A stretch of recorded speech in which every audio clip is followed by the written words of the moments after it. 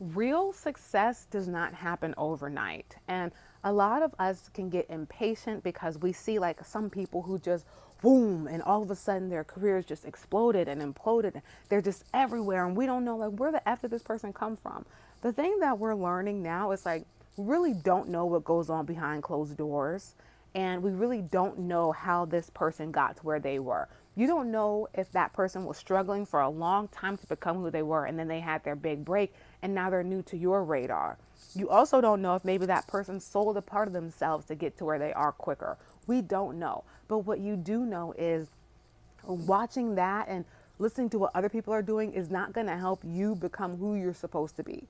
You know, being envious over someone else's success is not going to cause you to be more successful. But what is going to cause you to be more successful is taking things day by day, doing what you can. Because when you do the most with what you already have, you're given more. Even if it's like you have an idea and you always had the tools around you and suddenly you like, well, you know what? If I put this over here and do that this way, then perhaps I can create this whole new thing. And suddenly you went from having nothing to having $1 million idea. All you need to do is market it.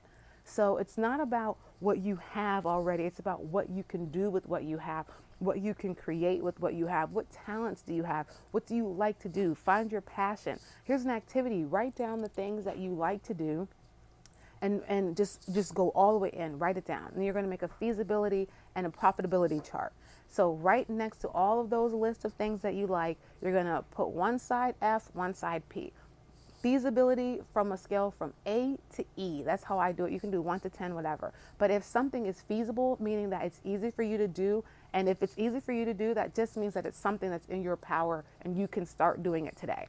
Then on the next row, put an F, and then you do the same thing. You do it with a P. Is it profitable? The likely chances of you succeeding in this thing, is it going to be profitable? For example, if you like to make poetry versus if you can produce music. Now, I'm not super versed in either one of those things, but which one would be more profitable? Do your research.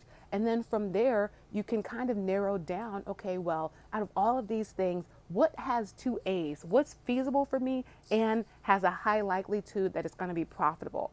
And then after that, you just have to stay consistent. Do the little things that you can do now, like research. Do the little things that you can do now, like producing content. Do the little things that you can do now, like sending emails, planning, doing what you need to do so that you can have more. And as long as you start to do those small things, as you like get more into whatever idea you end up selecting, suddenly you'll have more ideas. And oh wait, I can try, maybe I can do a meetup group, or maybe I can make a YouTube channel, or maybe I can email my friend from back in the day, or make a LinkedIn page, or whatever. But there is always something you can do. Instead of thinking about all of the things someone else is doing because they're so successful and they're so big, they probably have a team of people behind them at this point. So you have to think about, what can I do today to get me one step closer to who I want to be in a couple years from now, who I want to be later. And that's the only way to do it. You can't just wake up one day and unless you have like the Gwiz app like that, but typically you're not going to just wake up one day and have everything perfect for you, ready and lined up. There's things that you have to do to get to that space, but it doesn't mean it's going to take you 7 years, 10 years, 3 months. We don't know how long it's going to take. It's well, like they say, how long should a baby try to walk until it learns how to walk? You don't say, well, you know what, this baby has to end up walking by the end of the week, unless you do, but that's your prerogative. But typically we give babies as long as they need to walk. So give yourself as long as you need to plan. Take action little by little. A little becomes a lot. And before you know it, you're going to be so engrossed in it that you don't even realize that you've arrived at wherever you want to be. See you next time.